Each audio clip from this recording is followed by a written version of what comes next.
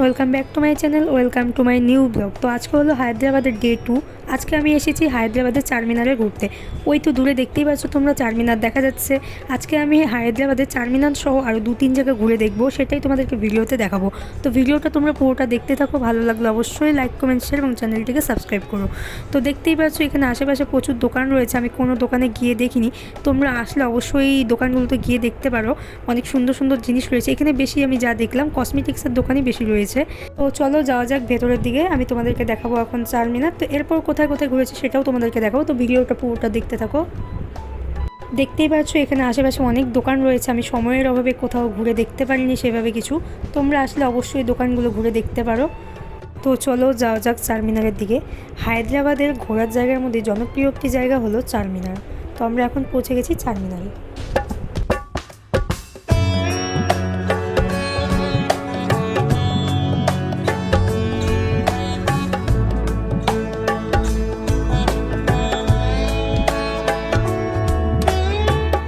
তো এরপর আমরা চারমিনার ঘুরে চলে আসি হায়দ্রাবাদের অন্যতম একটি ঘোরার জায়গা গোলকুন্ডা ফোর্টে। তো এই ফোর্টটি অনেকটি বড় জায়গা নিয়ে তৈরি হয়েছে। এটা ভালো মতো ঘুরে দেখতে অনেকটা টাইম লাগে। আমার কাছে যেহেতু বেশি টাইম ছিল না, তাই আমি কিছুটা ঘুরে দেখেছি। যতটা পারছি তোমাদেরকে দেখানোর চেষ্টা করেছি ভিডিওর মাধ্যমে। তো দেখো তোমরা।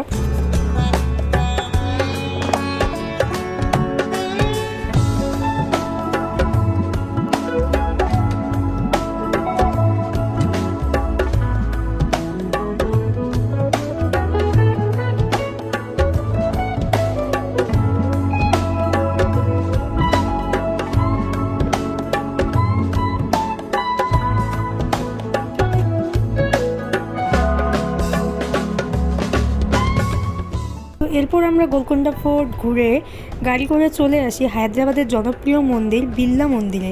তো এখানে এসে আমরা দেখি এখানে ফোন নিয়ে ভিতরে ঢোকা অ্যালাউ নেই, ভিডিও করা কোনো অ্যালাউ নেই। তাই আমাদেরকে ফোন জমা রেখে আমাদেরকে মন্দিরের ভিতরে যেতে হয়েছিল। বাইরের থেকে আমি যতটা পারছি ভিডিও করে তোমাদেরকে দেখাইছি, তো দেখতে থাকো।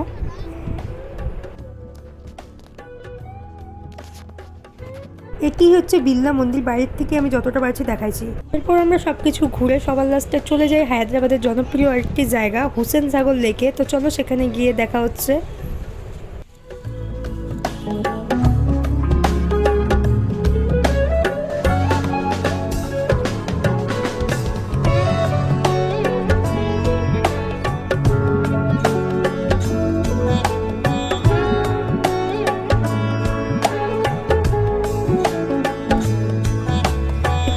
এটাই হচ্ছে সেই হুসেন সাগর লেক।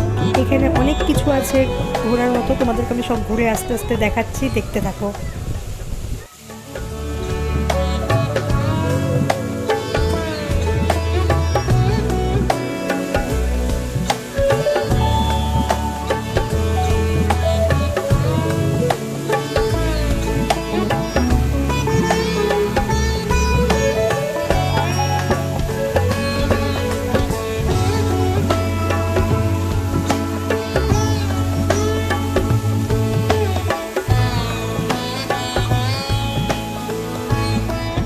এটি একটি পার্কের মতো, প্রায় বিকালে ঘুরতে আসার জন্য একটু সুন্দর জায়গা। তোমরা দেখতে পাচ্ছ এখানে প্রচুর লোকের ভিড়।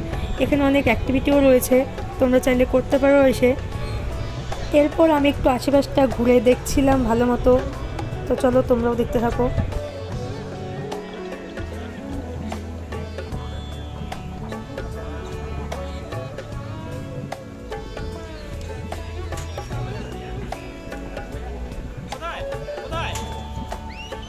তো এখানে বোটিংও করা যায়, তোমরা চাইলে বোটিং করতে পারো। তো আমি দেখা দিচ্ছি বোটিং করতে কত টাকা লাগে, ওই যে দেখতেই পাচ্ছো।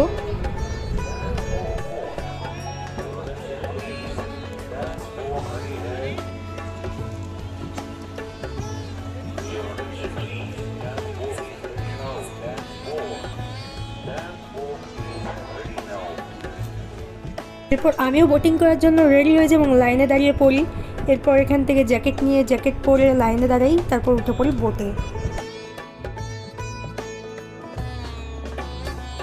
সন্ধ্যার পর যখন চারিদিকে লাইট জ্বলছিল তখন জায়গাটি দেখতে খুবই সুন্দর লাগছিল। তোমরা যদি কেউ হায়দ্রাবাদ এসো তো এই জায়গাটা অবশ্যই ঘুরে দেখো। ওই যে দেখতে পাচ্ছ বোটটি আসছে, ওই বোটটি আসার পর ফাঁকা হয় এবং আমি উঠে পড়ি ওই বোটটাতেই। তারপর আমি চলে যাই বোটিং করতে। তো এরপর বোটে ওঠার পর আমার খুব ভয় লাগছিল, বেশি ভিডিও আমি করতে পারিনি, কারণ ফোনটি যদি হাত থেকে জলে পড়ে যায় তাহলে গেল। তাই আমি যতটা পারছি ভিডিও করছি, তোমরা দেখতে থাকো।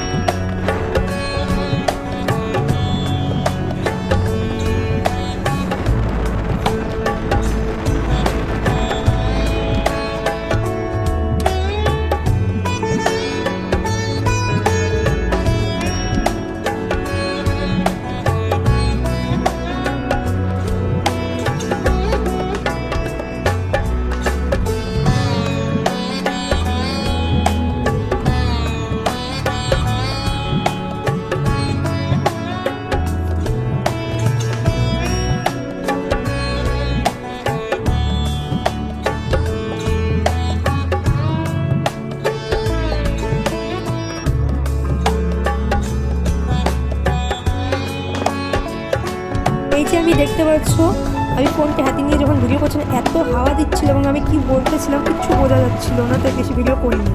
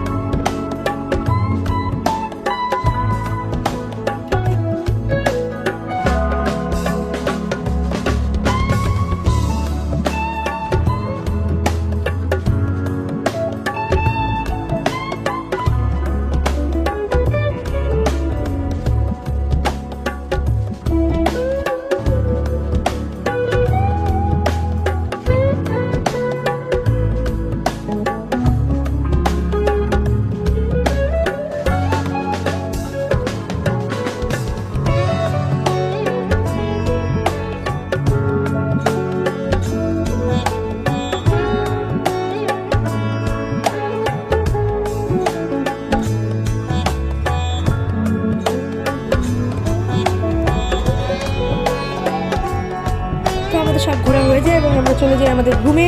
তো আমি হায়দ্রাবাদের ব্লগটা এখানেই শেষ করছি। ভিডিওটি ভালো লাগলে অবশ্যই লাইক কমেন্ট শেয়ার এবং চ্যানেলটিকে সাবস্ক্রাইব করে দেখা হচ্ছে পরের একটি ব্লগে।